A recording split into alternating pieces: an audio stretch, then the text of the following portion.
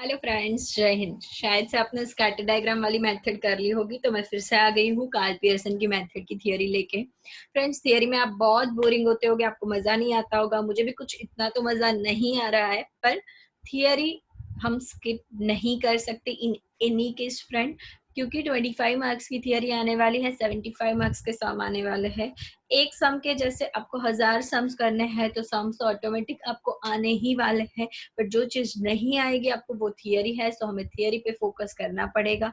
Second चीज कि अगर आपका थियरी पोर्शन वीक है, तो उसका इम्प्लीमेंटेशन जहां पर आप को सम में करना है, तो वो पोर्शन में आप सम में भी वीक रहोगे। सो फ्रेंड्स, थियरी को आपको पढ़ना ही है, सो आखिर तक आपको ये वीडियो देखनी है। सो फ्रेंड्स, आज हम स्टार्ट करने जा रहे हैं Karl Pearson product moment method.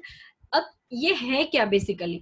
तो सबसे पहले तो मैं ये बताना चाहूंगी कि हमने जो भी हम को रिलेशन कोएफिशिएंट के बारे में डिस्कशन किया था, तो उसके जो स्ट्रेंथ मेजर करने का एक तरीका जो बता रहे हैं, वो कार्ल पियर्सन ने बताया था। और ये सबसे पहले कार्ल पियर्सन ने बताया, और इसीलिए ये एक नाम बन गया कि भाई Karl Pearson method for finding correlation. और उन्होंने एक दूसरा भी नाम दिया, that is called product moment method, right. तो जो कार्ल पियर्सन का कोएफिशिएंट ऑफ कोरिलेशन है, इसके दूसरे भी नेम है, जैसे कि पियर्सन्स कोरिलेशन कोएफिशिएंट, या फिर हम बोल सकते हैं प्रोडक्ट मोमेंट कोएफिशिएंट। आपको 1 मार्क के लिए पूछ सकते हैं friend. And obviously coefficient of correlation वो डिनोट किया जाता है बाय आर, वो चाहे तो स्पीयरमैन की मेथड हो, चाहे तो कार्ल पियर्सन की मेथड हो। नेक्स्ट है फ्रेंड्स की कुछ अजम्पशंस। अब हर एक लॉ में कुछ अजम्पशंस होते हैं कि कब ये एप्लीकेबल होते हैं, कब ये एप्लीकेबल नहीं होते हैं। ऑब्वियसली उसके कुछ एक्सेप्शंस भी होते हैं। तो जब ये अजम्पशंस फॉलो नहीं हो रहे हैं, तो हम उसको एक्सेप्शंस कहेंगे। अजम्पशंस जब फॉलो हो रहे हैं, तो उसी के साथ अपने को अपने जो कर रहे हैं उसका रिजल्ट, उसका जो हम इंटरप्रिटेशन करेंगे, वो आपको प्रॉपर मिलेगा। कैसे फ्रेंड्स, क्या अजम्पशंस है? तो फर्स्ट अजम्पशंस है कि हमें जो भी ये आंसर मिलेगा, इससे किस चीज का आंसर मिलने वाला है। तो हमें दो वेरिएबल जो है एक्स एंड वाई, उनके बीच में लीनियर रिलेशन है या कैसे रिलेशनशिप है, ये पता चलेगा। मतलब कि हमें लीनियर रिलेशनशिप का मेजर पता लगेगा। और सेकेंड थिंग कि हम उसी दो वेरिएबल के बीच का कोरिलेशन फाइंड कर सकते हैं कि जिनके बीच में कॉज एंड इफेक्ट वाला रिलेशनशिप हो। Friends, cause and effect relationship क्या होती है आपको नहीं पता, आप अगला लेक्चर देखिए, उसमें मैंने बहुत ही डीप लेवल पे कॉज एंड इफेक्ट रिलेशनशिप क्या होती है उसको मैंने एक्सप्लेन किया हुआ है friends. Next, properties of correlation coefficient. Yes friends, ये अगर आपको नहीं आ रही है, देन आप कभी कभी सम्स में भी गलती कर सकते हो। अगर सम में गलती है तो आपको पता नहीं चलेगा कि आपने क्या गलती की है, अगर आपने ये प्रॉपर्टीज नहीं पढ़ी हुई है तो। सो फ्रेंड्स, 5 प्रॉपर्टीज है, आपको कंपलसरी 5 प्रॉपर्टीज याद रखनी पड़ेगी। प्रॉपर्टीज मतलब सिंपली कैरेक्टरिस्टिक्स, आप साइड में लिख भी सकते हो कि कैरेक्टरिस्टिक्स ऑफ कोरिलेशन कोएफिशिएंट, कि एग्जैक्टली कैसे दिखता है, काला है, गोरा है, लंबा है, पतला है, मोटा है, कैसा है। Just joking. First, the value of the correlation coefficient lies in interval of -1 to 1. Yes friends, -1 से लेके 1 तक का ही आंसर आ सकता है। कभी 1.02 भी आंसर आया, आप पूरा सम को काट दो, नया सम शुरू करो, क्योंकि आर का आंसर नेवर एवर कभी भी -1 से छोटा या 1 से बड़ा नहीं आ सकता। आर की वैल्यू हमेशा -1 से लेके 1 के बीच में रहेगी, मतलब कभी भी 1 से बड़ा आंसर आता है, इन दैट केस आपने सम रॉन्ग किया है, कहीं ना कहीं कैलकुलेशन में कोई मिस्टेक करी होगी। दैट मीन्स आपको ये चीज याद रखनी है कि आर का आंसर कभी भी 1 से बड़ा नहीं आएगा। यस फ्रेंड, 0 आ सकता है, बिकॉज आई सेड -1 से लेके 1 के बीच में आएगा। सो 0 आ सकता है, 0.5 आ सकता है, 0.9 आ सकता है, एग्जैक्ट 1 आ सकता है, 1 से बड़ा नहीं आ सकता। नेक्स्ट सेकंड नंबर है कि correlation coefficient is free from unit of measurement, means आपको आर के आंसर के पीछे कुछ भी लगाने की जरूरत नहीं है, because R is a unit free measure. Obviously friends, हम रिलेशनशिप मेजर कर रहे हैं जिसमें मेजर्स के यूनिट नहीं होते। हम नहीं बोल सकते कि कितना हमारा स्ट्रॉन्ग रिलेशन है, 2 किलो, 5 किलो, 1 किलोमीटर, 2 किलोमीटर, ऐसे हम नहीं बोल सकते फ्रेंड्स। सो आर का कोई यूनिट ऑफ मेजरमेंट नहीं है। यस ऑब्वियसली फ्रेंड्स, अब कंफ्यूजन के लिए एक्स एंड वाई के यूनिट्स आपको हमेशा दिए जाएंगे, बट आपको जब आर फाइंड करते हो तो आर के साथ आपको कोई यूनिट शो करने की जरूरत नहीं है। नेक्स्ट थर्ड नंबर जो है वो बहुत ही इंटरेस्टिंग है और काफी इजी है, आपको याद रखने की भी जरूरत नहीं है, सिंपल है कि एक्स एंड वाई के बीच का जो रिलेशनशिप है वही वाई एंड एक्स के बीच का रिलेशनशिप है। अब इसमें आपने क्या नई बात सीख ली भाई, आप अपने मम्मी पापा के बेटे हो तो वो आपके पेरेंट्स है और आप उनके चाइल्ड हो, तो सिंपल, अगर रिलेशन को उल्टा करेंगे तब भी वही होगा, राइट। मेरे आपके बीच के रिलेशन की बात करें तो वही होगा जो मेरे और आपके बीच में है और आपके और मेरे बीच में है, रिलेशन तो वही रहने वाला है friends, right. So R of X Y is equals to R of Y X, कुछ नई बात नहीं है। नेक्स्ट बहुत ही इंपॉर्टेंट चीज है और मोस्ट इम्पोर्टेंट है, आपको 1 मार्क में अलग से भी पूछा जा सकता है ये चीज, कि correlation coefficient does not change with change in origin and change in scale. What is this? Now change in origin का मतलब है आप कोई भी चीज में प्लस माइनस कर दो, एक्स की कोई भी वैल्यू है उसमें कुछ भी लेके प्लस माइनस कर दो। And change in scale, that is transformation of change scale, उसका मतलब है कि आप उसमें कोई भी चीज x की और y की जो कोई भी वैल्यू है उसको आप कुछ भी चीज से मल्टीप्लाई कर दो या डिवाइड कर दो।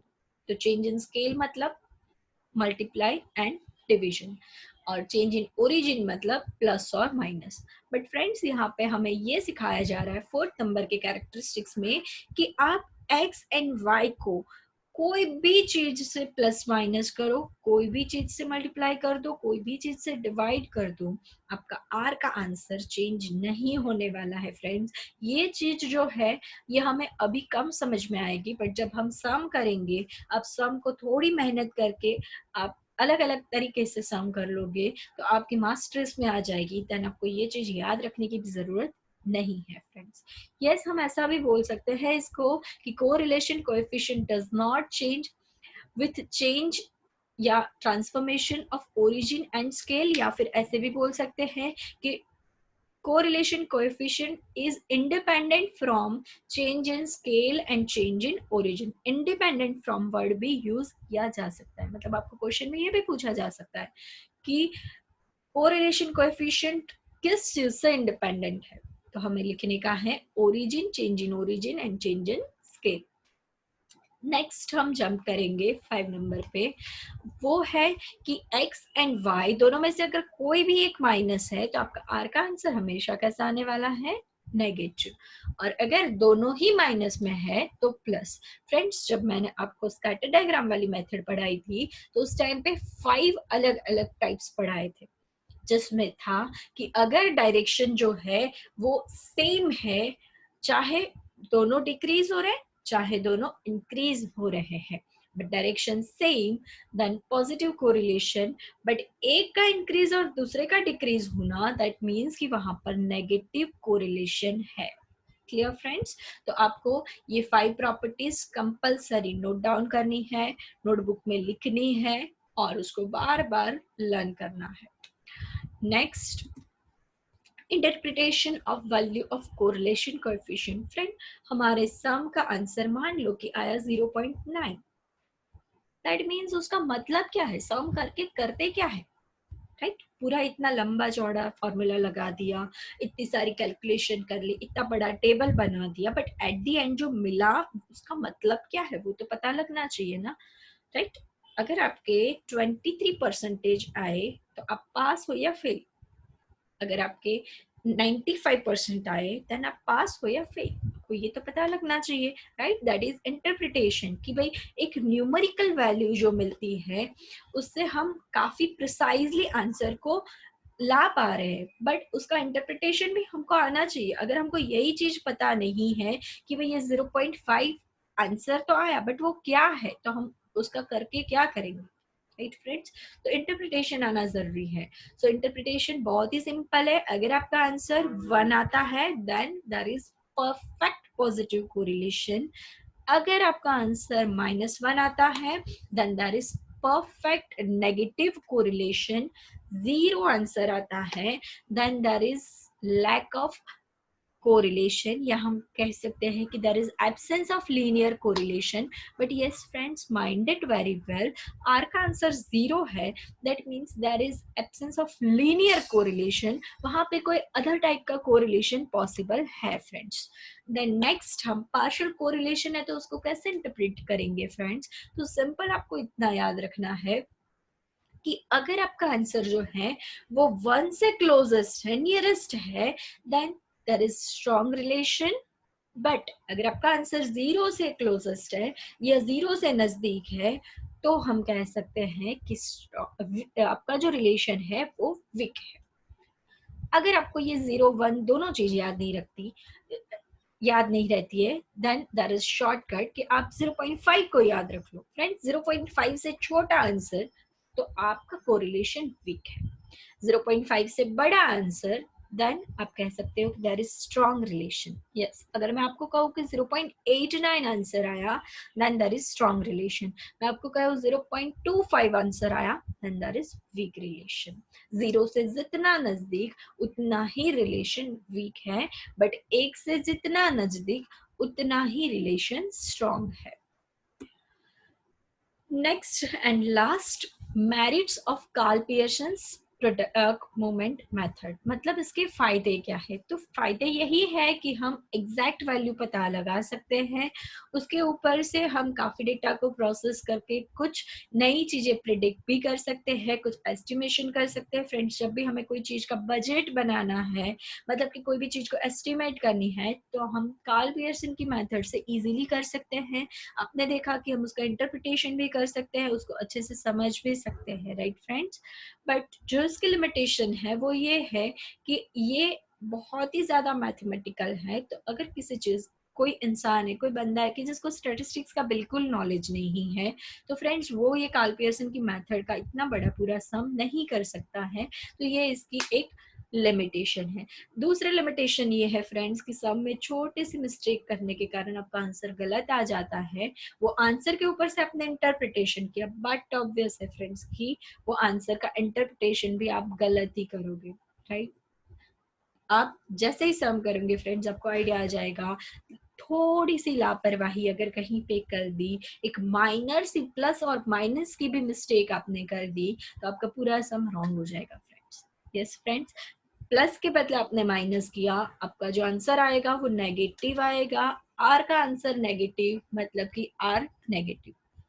अब सपोज कि आपको आपकी उम्र एंड सेंस के बारे में कोरिलेशन फाइंड करने का बोला था, और उसमें प्लस के बदले माइनस हो गया, दैट मीन्स कि that is negative correlation. Interpretation करो तो ये निकल के आता है कि जैसे जैसे आपकी उम्र बढ़ती है, वैसे वैसे आपकी बुद्धि जो है वो कम होती है।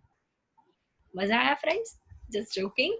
ओके फ्रेंड्स, तो इसी के साथ मैं आज की कार्ल पियर्सन की मेथड खत्म करती हूँ फ्रेंड्स। आपको कोई भी डाउट्स है आप कमेंट कर सकते हो, आप पर्सनली मेरा कांटेक्ट कर सकते हो और मुझे अपने डाउट्स क्लियर कर सकते हो फ्रेंड्स। मैं जल्द ही आपके साथ लाइव भी होंगे, जिससे आपका जो डाउट्स है वो हम फेस टू फेस क्लियर कर सकते हैं फ्रेंड्स। ओके फ्रेंड्स, जय हिंद।